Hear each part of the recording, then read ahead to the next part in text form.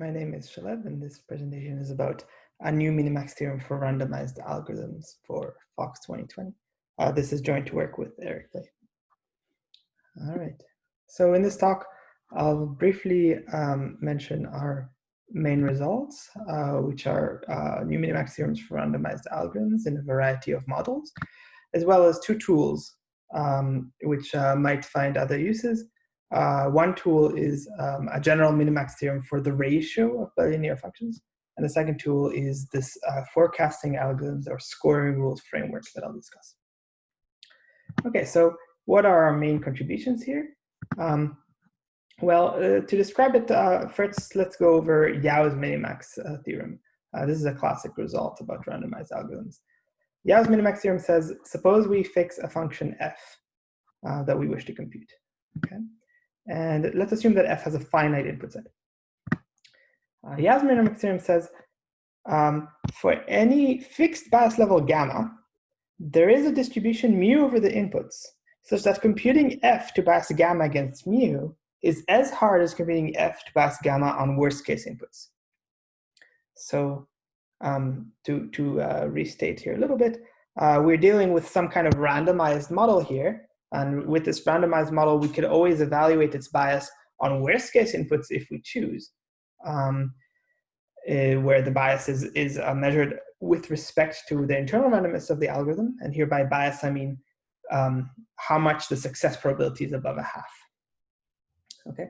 And Yau's minimax theorem says for any fixed bias level gamma that you target, there is a hard distribution mu over the inputs, such that computing f to bias gamma merely measured against mu, even if you know mu and you're only measuring your success against mu, that's as hard as computing f on worst case inputs.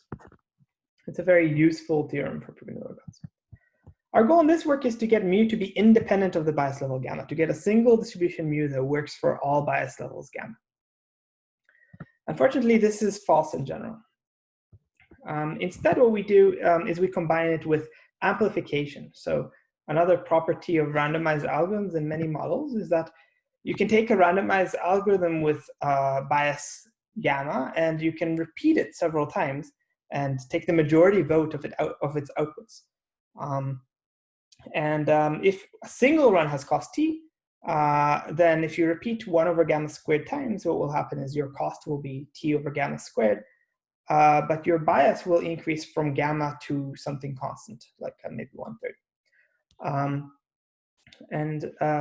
So this amplification property is true in many models, and we can use it to get a minimax theorem that says the following.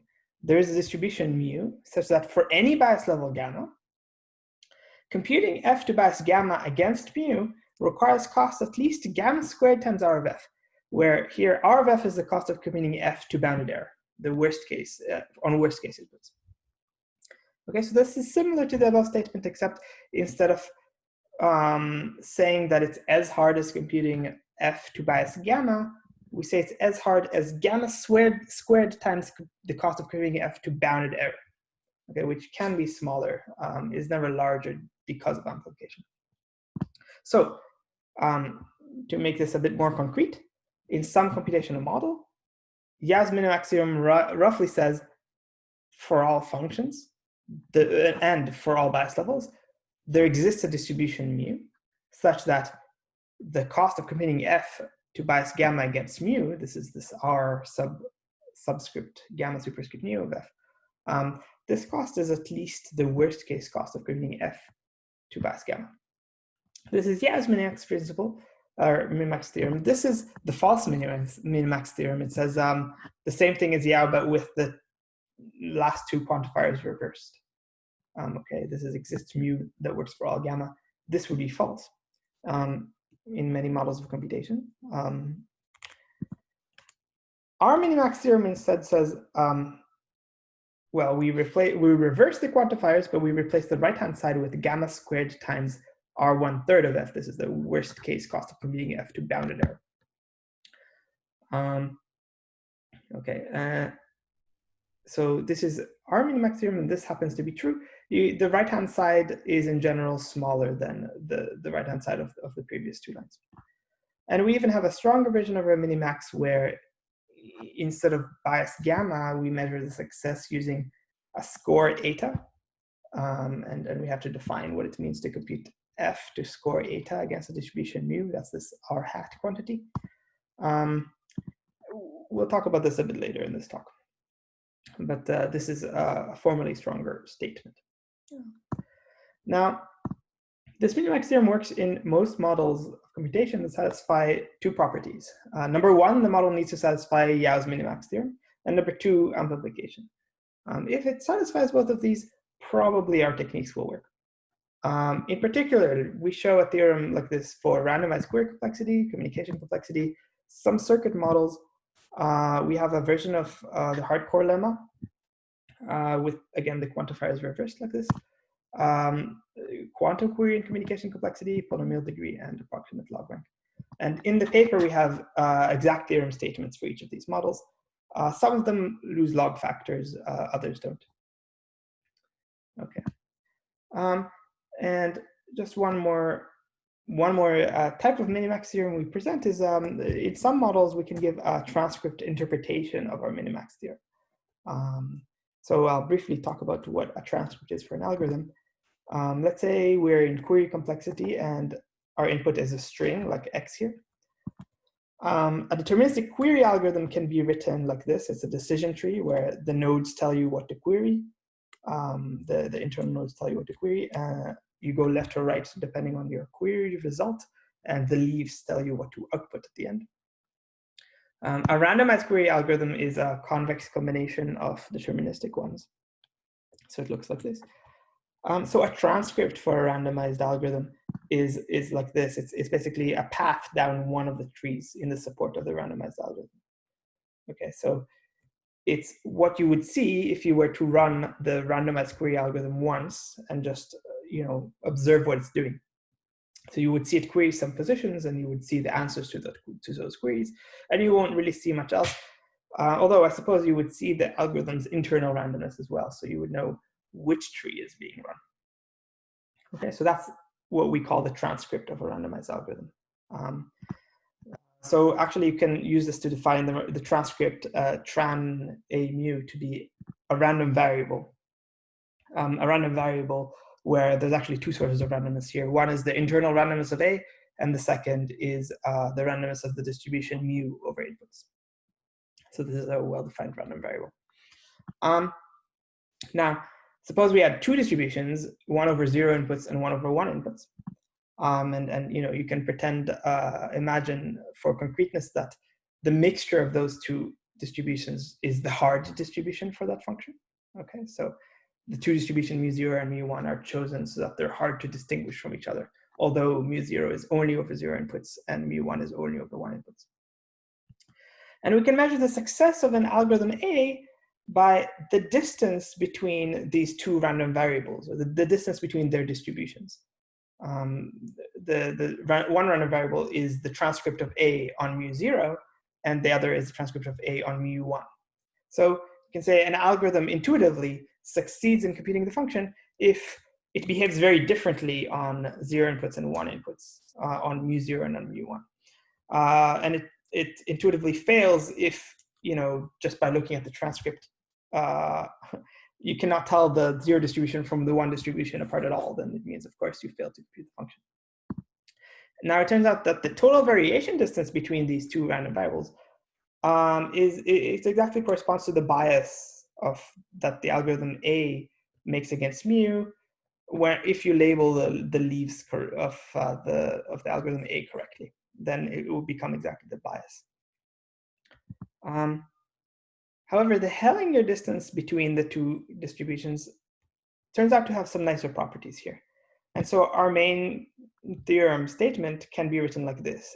It says, for all f, let's say query functions f, there exists a hard distribution, which will here split into two parts, the 0 distribution mu0 and the 1 distribution mu1, such that for all randomized algorithms A, the squared Hellinger distance between the transcript of A on mu0 and the transcript of A on mu1 is at most the cost of A divided by R of f. And here, the cost of A is, for example, the number of queries A makes, and R of F is going to be the number of queries you must make to achieve worst case bounded error for computing F.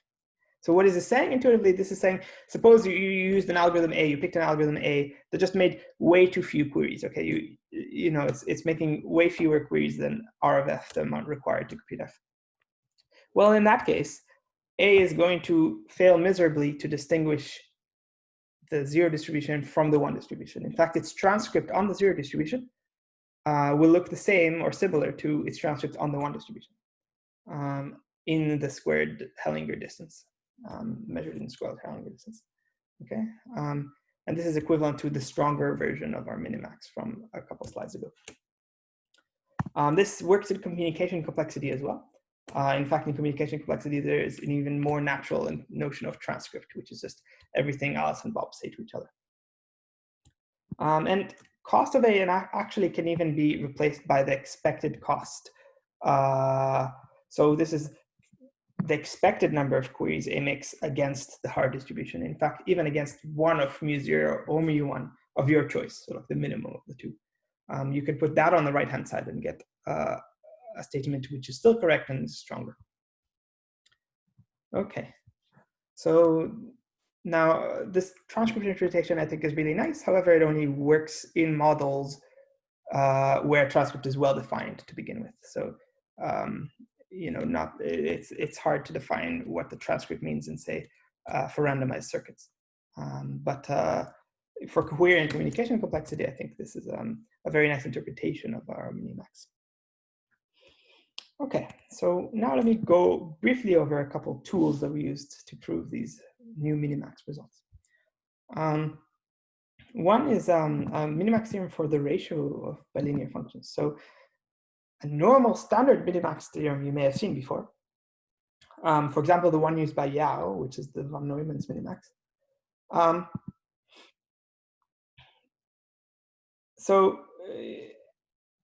This theorem, you know, where you would put, you would write inf sup of alpha, where alpha is a function of two variables here, equals sup inf of alpha. And this function alpha, so traditionally in von Neumann's minimax, it would be bilinear. More generally, it can be saddle, which means that it's convex in one variable and concave in another. So it looks like a Pringle. And if alpha looks like a Pringle, then, well, if it also has some continuity conditions and so on, then the inf sup will equal the sup inf.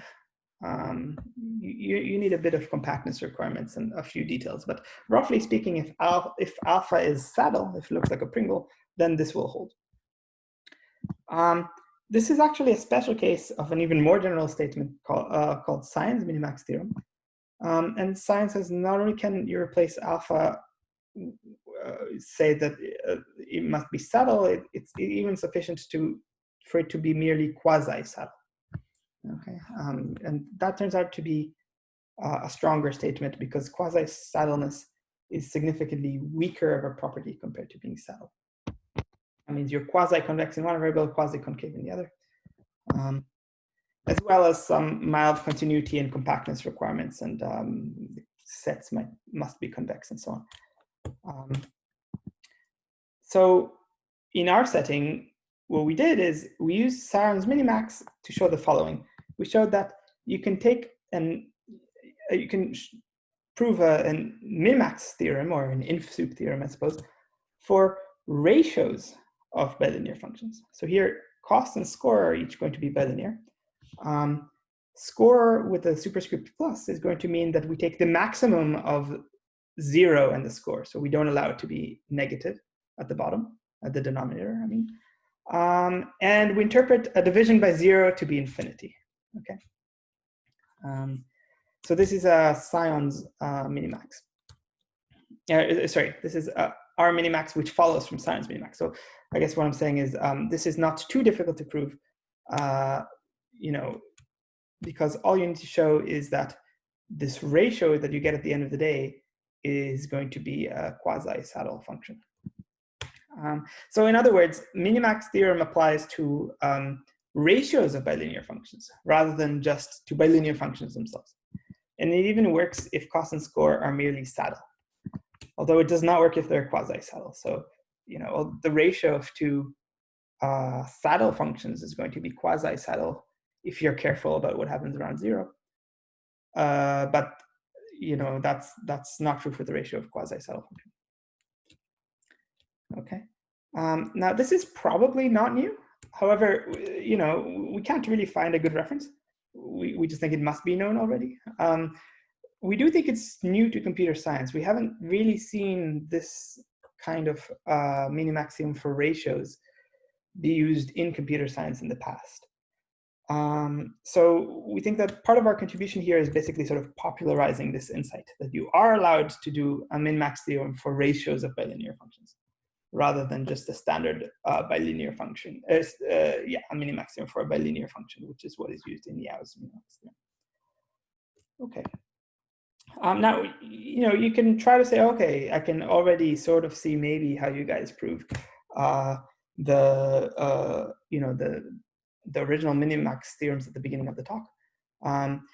You pick the cost as the runtime of an algorithm and pick the score to be the bias of an algorithm. And you get something like this. You get inf of max. I replaced the soup with a max because of compactness of cost divided by bias. And you write that equals to max of inf.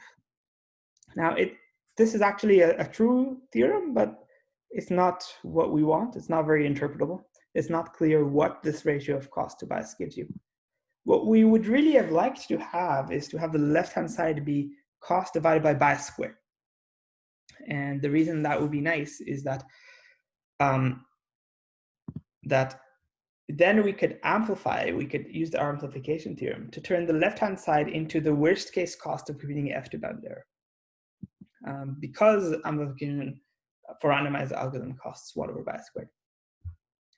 So it would be nice to have this. However, we can't just plug in bias squared at the bottom because bias squared is not bilinear and it's not even saddle. Okay, it's not concave in one variable, convex in the other. Okay, so we can't do this. Which brings us to our second tool. The second tool is the forecasting algorithm or scoring rules framework. Okay, so this is sort of a completely separate insight. And the separate insight here is, well, it starts with scoring rules. Scoring rules, I'll introduce them as follows. Suppose you're paying someone to make a prediction. How should you reward them? What reward should you give them? So for example, somebody tells you there's 62% chance of rain tomorrow, or there's 87% chance Biden wins the 2020 elections, which was 538's prediction at the time of recording of this talk. Well, what does it mean for them to be right? I mean, the election only happens once. You're going to give them a reward if they're right. That doesn't seem to give the right incentives, for example. You could give the first guy 62% of the reward if it rains, and the second guy you can give him 87% if Biden wins. The problem is this actually incentivizes them to say 100% all the time, even if they believe there's only a 51% chance. More generally, if they predict P as the probability of something happening, what should their reward be if it happens, and what should it be if it doesn't happen? So a scoring rule is just a term given to a function that defines a reward. So this is a real valued function. If the event does happen, you give them S of P reward. If the event doesn't happen, you give them S of 1 minus P. Okay. And for our purposes, we care about one specific scoring rule. We care about this one here. We've normalized it so that correct prediction with perfect confidence gives you 1 point, a 50-50 guess gives you 0 points, and an incorrect prediction with perfect confidence loses infinity points. So this scoring rule turns out to be proper, so it incentivizes a Bayesian agent to output her true subjective probability. Such scoring rules are called proper, and it's kind of surprising, but it turns out that there's a ton of proper scoring rules. So this is merely one of many proper scoring rules. It's previously appeared in the literature on the name boosting loss, but it's hard to find much about it. The name is kind of suggested. It has the magical property of being amplifiable, as we'll see. Although we can't actually find this property in the literature, despite the name boosting loss.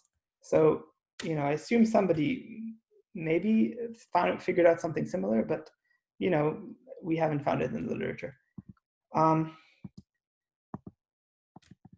It has one of its properties is as follows. Suppose you had two distributions, D0 and D1, and you were given a sample from dB, where B is a bit, an unknown bit. And your goal is to basically figure out whether your sample was given from D0 or whether your sample is given from D1. If you're trying to maximize your bias at this task, then the best possible bias is the total variation distance between D0 and D1. But if you're trying to maximize the expected score with this proper scoring rule, then the best possible score turns out to be the squared Hellinger distance between D0 and D1. So the scoring rules can be viewed sort of like a pointwise representation of the squared Hellinger distance, at least where this is the sense by which we mean it's pointwise, that you can give, even given a single sample, you can give a prediction, and you'll get a score for this one sample, such that the expected score overall will be the Hellinger squared between the two distributions. Okay, so what we can do now is go back to algorithms and let's say, okay, why don't we evaluate algorithms using a scoring rule instead of using bias? So we say, all right, first of all, let's make the algorithm output a confidence instead of making just output a 0 or 1. Okay, it will output a confidence. And then we will evaluate it by the worst case expected score. Worst case over inputs, expected over the internal randomness. Of the score, and the score knows about the true answer. So to evaluate the score, you need to know f of x, the true answer for what the algorithm should say.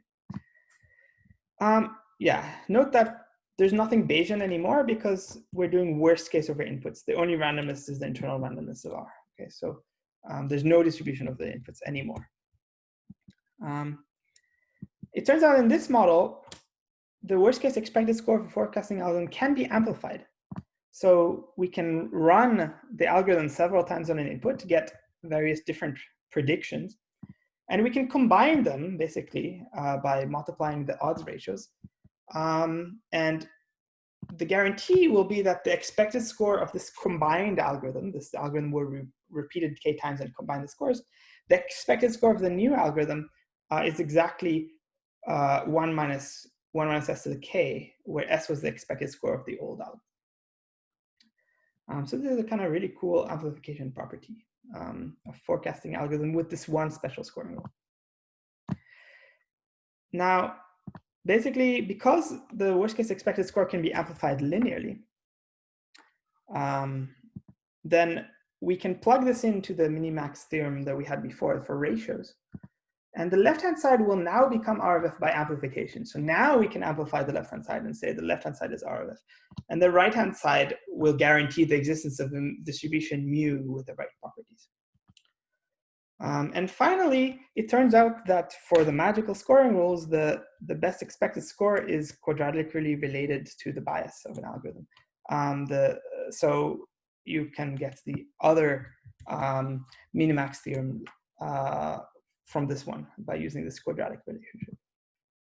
So an important insight that we use in this work is that if you're dealing with randomized algorithms in the small bias regime, and if you want to do a fine-grained analysis, meaning that you care about polynomial factors, then one conclusion of our work, one lesson, is that you should consider switching from talking about the bias of an algorithm to talking about the score of a forecasting algorithm under proper scoring rules, such as the one we presented. So I think this is an important take-home lesson from this work. Thank you.